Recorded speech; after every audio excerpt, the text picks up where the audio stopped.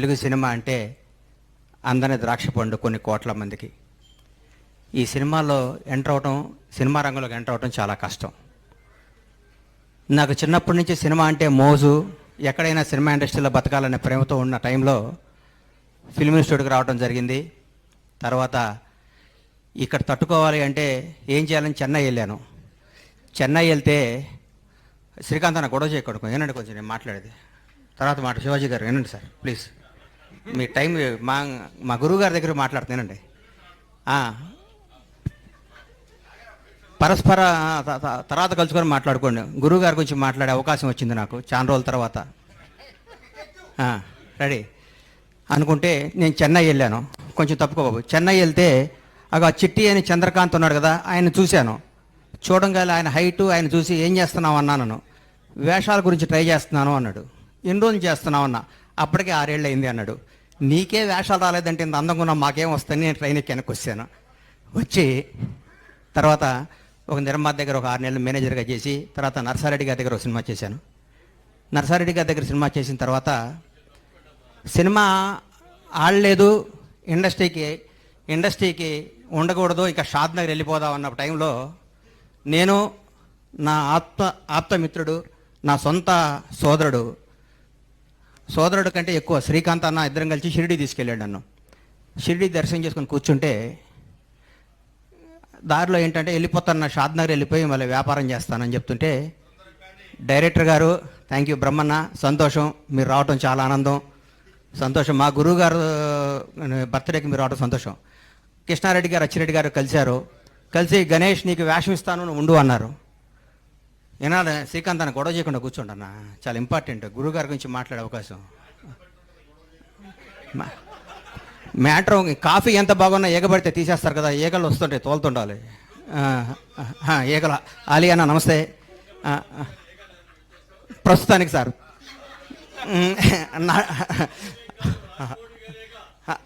అదే ఏగ సార్, అందుకనే దాన్ని తప్పించుకోవడం ప్రయత్నం సార్. అట్లాంటి కృష్ణారెడ్డి గారు నాకు వేషం ఇస్తానని చెప్పారు. అప్పుడు నాకేం యాక్టింగ్ రాదు, వేషం ఇస్తానంటున్నారు, ఇన్స్టిట్యూట్ చేశాను, కానీ ఇండస్ట్రీలో నిలబడాలంటే వేషం వేయాలని చెప్పి కృష్ణారెడ్డి గారు వినోదం సినిమా ద్వారా నన్ను ఇండస్ట్రీలో పరిచయం చేశారు. నటుడిని అయ్యాను. తర్వాత కొట్టుకుంటూ ఈ ఇండస్ట్రీలో నిలబడాలని నమ్మకం వచ్చి తర్వాత పవన్ కళ్యాణ్ గారు నన్ను నిర్మాతం చేశారు. నా జీవితం ఊహించిన విధంగా ఉంది. కానీ ఈరోజు మా గురువుగారి గురించి మాట్లాడుతుంటే నా తండ్రి గురించి మాట్లాడుకున్నంత ఆనందంగా ఉంది. నాకు ఒక్క చెడు అలవాటు రాకపోవడానికి కారణం కృష్ణారెడ్డి గారు. ఎందుకంటే నన్ను అర్లీ మార్నింగ్ గణేష్ నువ్వు రా మా ఇంటికి రా అని చెప్పి 5 o'clock ఇంటికి తీసుకొచ్చి నన్ను కేబీఆర్ పార్క్లో ఇద్దరం కలిసి వాక్ చేసేవాడు. నా జీవితాన్ని ఎట్లా నడవాలి, ఇండస్ట్రీలో ఎవరితో ఉండకూడదని నేర్పిన మహానుభావం ఆయన. కృష్ణారెడ్డి గారికి కేవీ రెడ్డి గారికి ఉన్నంత గొప్ప మ్యూజిక్ సెన్స్ ఉంది.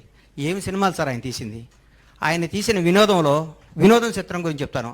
ఆయన హీరో విలన్ ఇంటికి వచ్చి విలన్ని కామెడీ చేసి వాళ్ళ కూతుర్ని పెళ్లి చేసుకునే కాన్సెప్టు సీను వైట్ల లాంటి వాళ్ళు ఆ కాన్సెప్ట్ని పట్టుకొని కోట్లు సంపాదించి ఇండస్ట్రీలో ఒక దశాబ్దం పాటు ఆయన కథనే కాపీ కొట్టుకొని మార్చుకొని చేయడం జరిగింది. ఆయన తీసిన శుభలగ్నం అనే సినిమాని మొగుడు నమ్మేటివేంటి సార్. మావి చిగురు ఏమి సినిమాలు సార్. ఆహ్వానం ప్రపంచానికి ఒక కొత్త భారత చలనచిత్ర రంగానికి ఒక కొత్త కథ. పెళ్ళే వేడుక కాదు, విడిపోవటం కూడా ఒక వేడుక అని చెప్పిన మహానుభావుడు ఆయన. ఆయన తీసిన సినిమాలో ఆయన మాట్లాడే మాటలు ప్రతి ఒక్కళ్ళు ఈరోజు ఏ సర్టిఫికెట్ రాకపోతే బాధపడుతున్న ఈ రోజుల్లో యూ సర్టిఫికెట్తోనే సినిమాలు తీసి కలకాలం నిలబడే గ్రేట్ డైరెక్టర్ ఎస్వి కృష్ణారెడ్డి గారు, లెజెండరీ పర్సన్. ఆయన తీసిన సినిమాలు ఒకటేంటి, ఆయన కథల్ని ఆయన పాయింట్లను తీసుకొని ఒక 2 దశాబ్దాల పాటు ఇండస్ట్రీ నడిపిస్తున్న గొప్ప వ్యక్తి ఆయన. ఈ రోజు వరకు కూడా ఆయన ఒకరిని ఒరే అని పిలవటం నేను వినలేదంటే నాకు ఎంత ఆనందం వేస్తుందంటే, ఎంత ముచ్చటేస్తుందంటే, నా పూర్వజన్మ సుకృతం కృష్ణారెడ్డి గారి ద్వారా నా నటుడిగా పరిచయం అవటం. కృష్ణారెడ్డి గారు ఈ వేదిక ద్వారా ఈ జన్మదినం ద్వారా మిమ్మల్ని కోరుకుంటుందంటే మీరు సినిమాలు తీయండి సార్.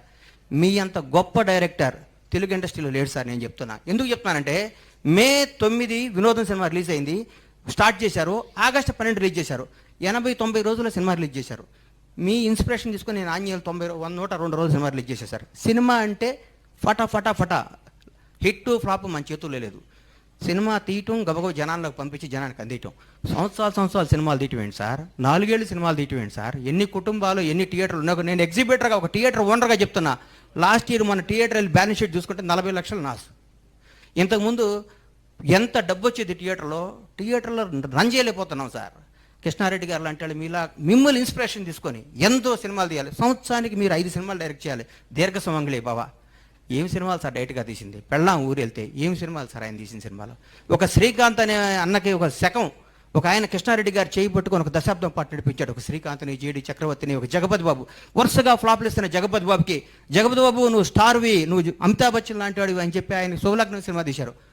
ఆయన ఎంతమందిని పరిచయం చేశారో, ఎంతమందికి జీవితాన్ని ఇచ్చారో, ఎంతోమందికి. బ్రహ్మానందం అన్నకి, కోట గారిని, బాబు మోహన్ గారిని, ఆలనా నీ జీవితం అటు ఇటు కానీ నీ జీవితం చిన్న చిన్న వేల చేసుకుని జీవితం నేను స్టార్ని చేశాడన్నా. స్టార్ నీ జీవితాంతం నీ గుండెల్లో ఎస్వి కృష్ణారెడ్డిని టాటూ ఎంచుకున్నా మన రుణం తీరదు ఆయనకి. గురువుగారికి ఏమిచ్చి రుణం తెచ్చుకోవాలన్నా మనం? ఎంలేలా నీతో ఎంలేలా చూస్తే సాలేవా ఆడు హీరో డైరెక్టర్ అన్నారు ఇండస్ట్రీలో. అప్పుడు నేను ఉండేవాడిని. ఇండస్ట్రీ రికార్డులు కొట్టాడు, లెజెండరీ పర్సన్. గురుగారు మీకు మేమేమిచ్చి రుణం తెచ్చుకుంటాం సార్? మీకు జన్మలో మీ పేరు చెప్పుకోవాలి, మీ రుణం తెచ్చుకోవాలి. మేము తినే ప్రతి అన్నం మెతుకు మీద ఎస్వి కృష్ణారెడ్డి అని పేరుంది సార్. మాకు ఈరోజు ఈ ఆస్తులు, ఈ సామ్రాజ్యం, ఈ పేరు వచ్చిన దానికి మూల కారణం 9 మళ్ళీ వచ్చిన అమ్మే కదా. 9 జీవితాంతం అమ్మ పోయేది కదా, అమ్మే కదా. మీరే యు ఆర్ మై డాడ్.